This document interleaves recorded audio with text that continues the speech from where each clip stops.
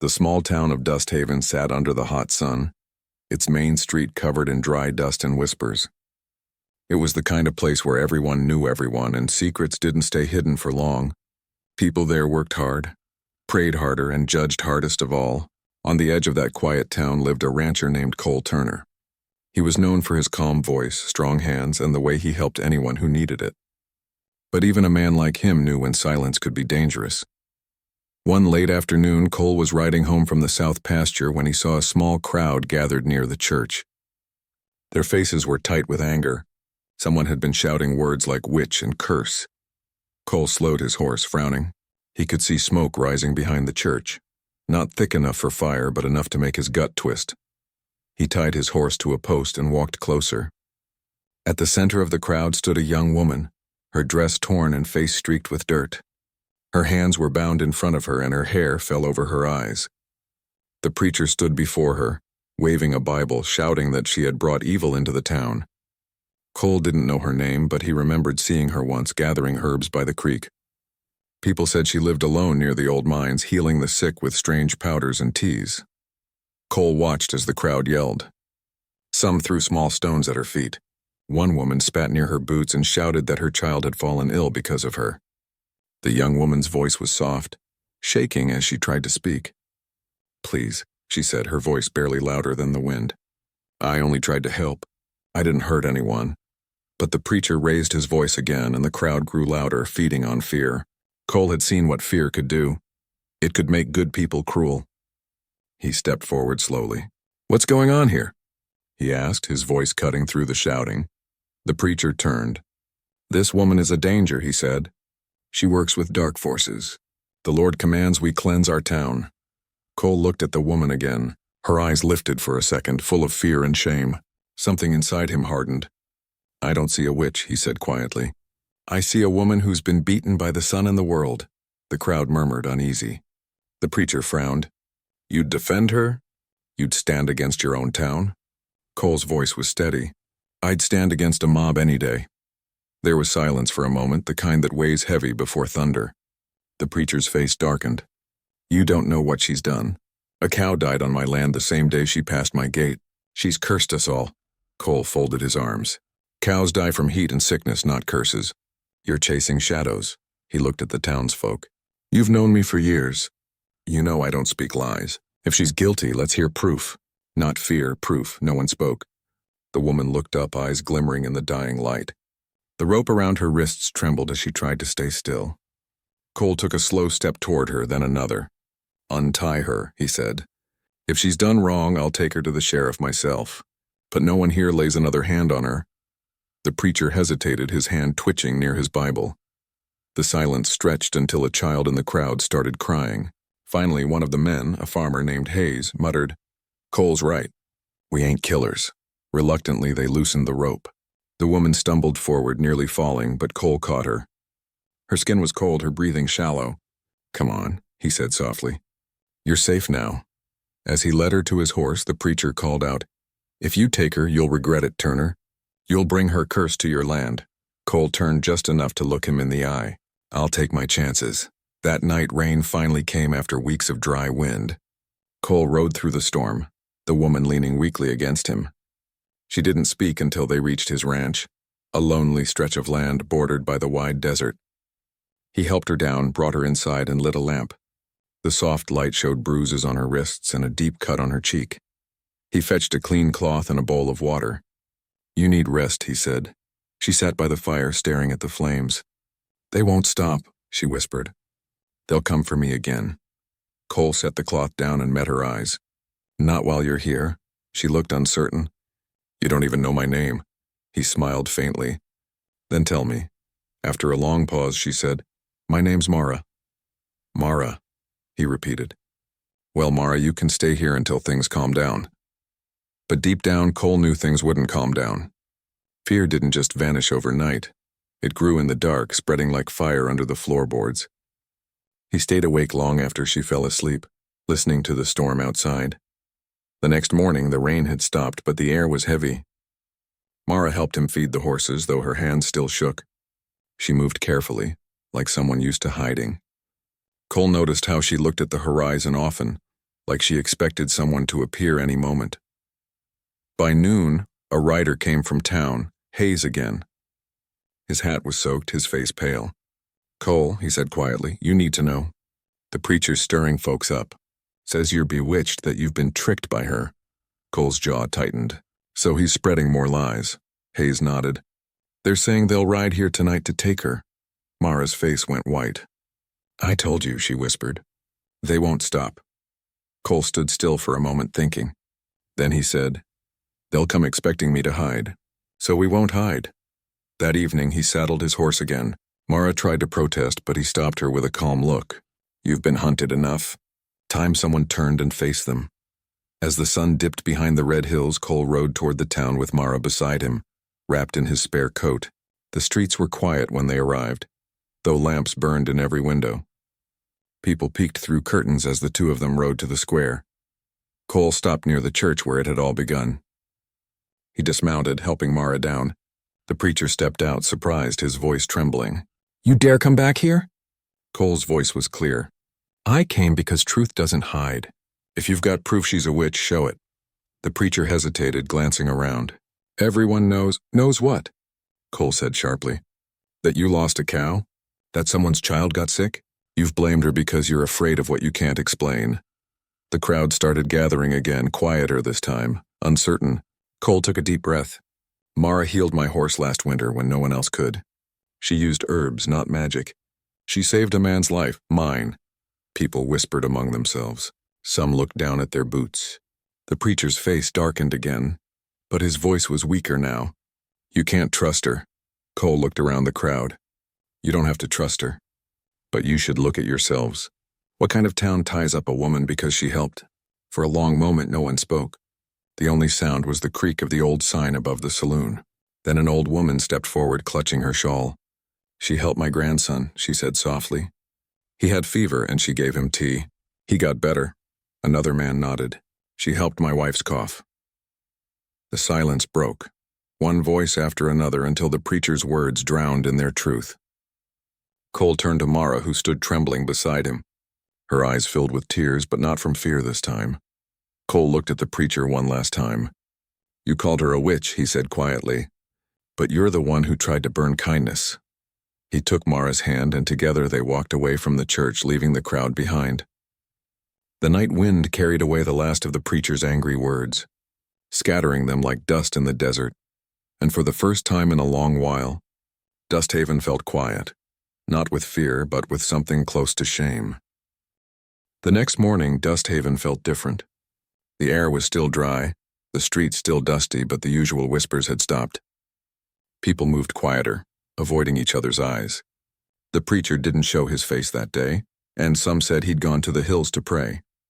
Others said he was hiding. No one knew for sure. Cole and Mara stayed on the ranch, far from the noise of town.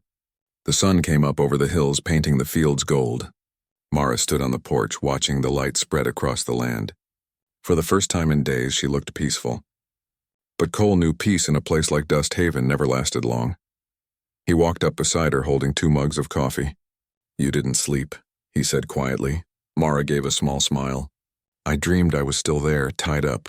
Sometimes I can still feel the rope." Cole looked at her hands, still marked faintly by the rope burns. "They'll fade," he said. "You'll be all right," she nodded slowly. "You shouldn't have done what you did. They'll turn on you next." He leaned against the post, watching the morning settle. "Let them. I'd rather stand alone than live scared." Mara didn't reply. She stared at the sky and her eyes softened. "You remind me of someone," she said quietly. "My father used to say the same thing." Cole looked at her curiously. "What happened to him?" Her face darkened a little. "He was a doctor. He treated folks when fever came through our town years ago. Some people got better, but some didn't. When more died, they blamed him, said he was cursed. He left one night and never came back." Cole's jaw tightened. "So this isn't the first time fears chased you?" She shook her head. "No, it follows me wherever I go." A soft wind passed through the grass, and for a moment the ranch felt calm again. But peace ended when a rider appeared from the road. Hayes again, the same man who had warned them before. His horse was covered in dust, and he looked troubled. "Cole," he said as he climbed down, "you'd best come to town." "Something's happened," Cole frowned. What now? Hayes looked toward Mara, hesitant to speak in front of her. The preacher's saying you're hiding stolen goods. He told the sheriff you took silver from the church collection. Cole blinked, surprised. That's a lie, Hayes nodded. I know that. But the sheriff's coming to search your place. He's bringing men. Mara's breath caught. They're coming here? Cole took a deep breath, steady but angry. Let them come. I've got nothing to hide. Hayes shifted uneasily. Just be ready. The preacher's desperate. Folks say he's been taking money himself, but now he's trying to turn it around. When Hayes left, Cole stood in silence. He looked at Mara. He's cornered, so he's striking out. That means he's afraid. Mara looked worried. He'll twist the truth again. He always does. Cole walked into the barn thinking fast. Then we'll show them the real truth before he can. By noon, dust rose on the road. 5 riders approached. The sheriff, 2 deputies, and 2 men from town. Cole stood waiting outside the house. Mara watched from the porch, her hands clasped. The sheriff stopped and tipped his hat. Cole Turner, we got a report saying you might be keeping church property on your land. Cole nodded once. You can look anywhere you want. You won't find a thing. The men dismounted and began searching the barn, the tool shed, even under the porch. They turned up nothing, but one deputy walked out holding a small leather pouch. Sheriff, he said, found this in the feed barrel. The sheriff opened it. A handful of silver coins glinted in the light. He frowned, looking at Cole. How do you explain this? Cole stared at it, stunned. He'd never seen that pouch before. Someone planted it, he said calmly. Mara stepped forward. He's telling the truth. The preacher came here yesterday morning when Cole was out in the pasture. I saw him ride by. The sheriff hesitated. You sure of that? She nodded firmly. I was gathering herbs by the gate. He stopped and asked if Cole was home. I told him no. Then he rode up the hill behind the barn. I didn't think much of it then. The sheriff looked thoughtful. That's a strange place to visit. Cole's voice was steady. You know me, Sheriff. I've lived here 10 years. I've never taken a thing that wasn't mine. The sheriff sighed. I know your word means something, Cole. But this won't rest easy with the town until we know where the truth lies. Cole nodded. Then let's find it. Ride with me. They mounted up and headed back toward Dust Haven, Mara riding behind them. When they reached the church, a small crowd had already gathered. The preacher stood on the steps, pretending surprise at their arrival. Sheriff, he called, have you come to do your duty? Cole swung down from his horse. We came to hear yours, he said coldly. The preacher blinked, then smiled. My duty is to protect my flock from sin. Cole took a slow step forward. Then maybe you should start by confessing your own. The crowd shifted uneasily. The sheriff held up the pouch of silver. This was found on Cole's land, he said. But there's a witness saying you were seen riding there yesterday morning. Can you explain that? The preacher's face twitched. I was visiting him to pray. To warn him about the woman he's sheltering. Cole crossed his arms. You didn't come to pray. You came to hide what you stole. A low murmur ran through the crowd. The preacher turned red. Lies. This man's bewitched, same as her. Mara stepped forward, her voice trembling but clear. You took money from the people. You told them it would build a new church roof, but it never did. I saw you buying new horses and whiskey in Red Bluff last month. Gasps spread through the crowd. The preacher froze, his mouth opening but no words coming out. Cole met the sheriff's eye. Search his house, he said quietly. The sheriff hesitated only a moment, then nodded to his deputies. They left and minutes later returned with 2 large sacks filled with coins and silver candlesticks wrapped in cloth. The sight hit the crowd like thunder. The preacher stumbled backward, his face pale. You don't understand, he whispered. It was for safekeeping. But no one believed him anymore. The sheriff stepped forward. You're under arrest for theft and false witness, he said grimly. The preacher dropped to his knees, whispering, Please. I'm begging you. But no one listened this time. The same words Mara had once cried were now on his lips. Cole turned away, helping Mara back onto her horse. The crowd moved aside as they rode through, silent, ashamed. Dust Haven had seen the truth, and it wasn't what they expected. Days later, peace finally returned. The preacher was taken away to face trial in Red Bluff. The townsfolk apologized to Mara, though words came awkwardly. She accepted them quietly, but didn't stay long in the crowd. Cole noticed she preferred the quiet fields, where wind moved through the grass and the sky stretched wide and forgiving. One evening, As the sun dipped low, she stood by the fence, watching the cattle graze. Cole joined her, hands in his pockets. "You could leave now," he said softly. "Start over somewhere new." Mara looked at him. "And you? Would you want me to go?" He didn't answer right away.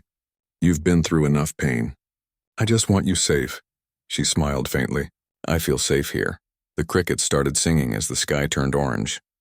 Mara looked toward the hills. "Maybe Dusthaven needed to face itself," she said. "Maybe all towns do, sooner or later." Cole nodded. "Maybe. But it took courage to stand when they wouldn't." She looked at him with quiet warmth. "You gave me that courage." He smiled slightly. "No, you had it all along. You just needed someone to remind you." The last light of day touched her face, soft and golden. For the first time since that terrible day, her eyes held peace. Not the fragile kind that breaks with fear, but the steady kind that grows after truth finally wins. Cole turned toward the ranch house, where a small lamp glowed through the window. "Come on," he said gently. "Supper's ready." She followed him, and together they walked back through the quiet evening. The land stretched wide around them, calm, endless, and alive. Dusthaven never forgot what happened. Years later, people still spoke of the day a rancher stood up for a woman the world called cursed, and how truth rode into town on a tired horse, stronger than fear, brighter than fire. And somewhere out in the endless west, under a sky of stars, Cole Turner and Mara found what neither of them had before. Not magic, not luck, but something far more powerful, a simple kind of peace.